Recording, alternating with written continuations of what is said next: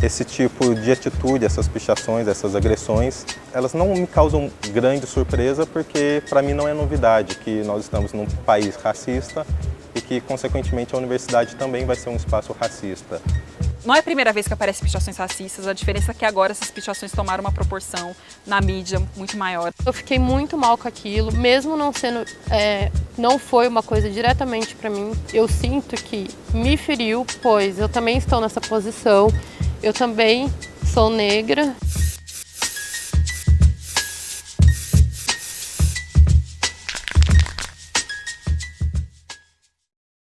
Pichações, inclusive, deixando bem claro que o alvo deles, o incômodo deles é com os pretos e pobres e com a questão das cotas, assim, né? Uma questão de classe, uma questão de raça e um repúdio a essa forma de acesso, assim. Vem muito com esse discurso contra cotas, vem a noção de que os negros estariam roubando as vagas que seriam das pessoas brancas. E isso mostra que, na verdade, existe uma confusão enorme, que pessoas que entendem que a universidade é um espaço de privilégio e deveria ser e deve continuar como sendo um espaço de privilégio. Eu vi a notícia no Facebook pelo Núcleo de Consciência Negra da Unicamp. Eu compartilhei na minha página pessoal e escrevi a minha posição diante daquilo de revolta. E logo após eu ter postado isso, o primeiro comentário foi que tudo aquilo teria sido plantado, ou seja, que aquilo foi inventado.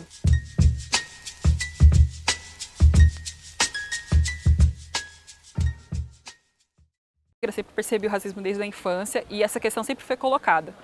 A minha mãe, ela não colocava essa questão para mim, assim, do ponto de vista de uma militância, mas uma frase que eu sempre ouvi a infância inteira, que a maioria das pessoas negras ouve, que é, olha, o martelo é mais pesado pra gente. Eu lembro de um colega olhando com desdém e gesticulando, assim, e foi muito importante, eu levei isso para a direção da escola, e naquela época nós tínhamos uma orientadora pedagógica negra, ativista do movimento negro, então ela soube me acolher naquele momento. Eu fingia que eu não sofria esse racismo e o que eu fazia? Eu tentava mudar isso. Eu alisei muito tempo o meu cabelo, eu não aceitava ele do jeito que ele era, porque as pessoas impunham para mim que eu não podia ter o meu cabelo crespo.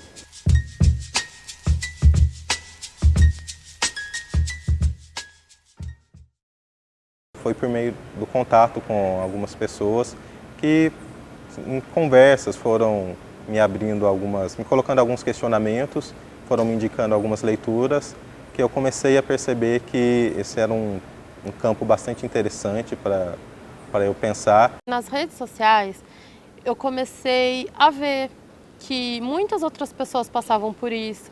Eu comecei a entrar em grupos que combatiam o racismo e eu via depoimentos de mulheres iguais, com a história igual a minha, assim. Depois que a gente começa a perceber algumas coisas e estudar e ter acesso às pessoas que vivem a mesma experiência que a gente, mesmo próximas, ou às vezes através de um livro de um autor negro que você nunca tinha ouvido falar que era negro e que existia, é um caminho sem volta, assim. E aí a gente começa a construir as coisas e não conseguir... começa a conseguir coletivamente enfrentar coisas que você já percebia, mas que sozinho a gente acaba abaixando a cabeça e muitas vezes deixando passar, assim.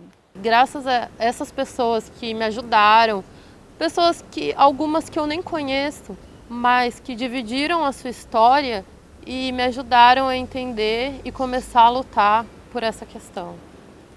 O racismo é um problema estrutural do Brasil e acho que é importante a gente entender isso para poder calibrar adequadamente as nossas ações. Ser estrutural significa que ele vai afetar as áreas mais estruturais da sociedade e a educação não vai estar fora disso.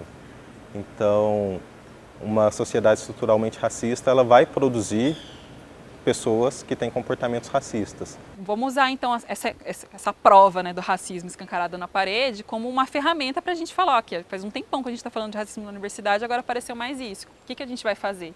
O que a instituição vai fazer? Em outras universidades com cotas na graduação, foi um processo semelhante ao que está acontecendo aqui. Assim que se implementaram as cotas, os episódios de tensão racial, os episódios de racismo começaram a se manifestar com maior intensidade.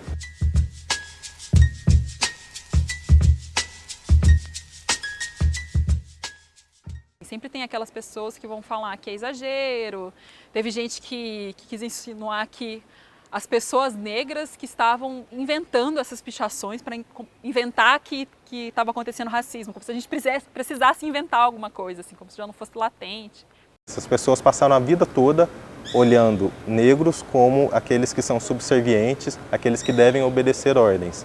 As pessoas são extremamente preconceituosas ainda e elas acham que os negros têm que ficar sempre naquela posição abaixo, naquela posição de escravidão.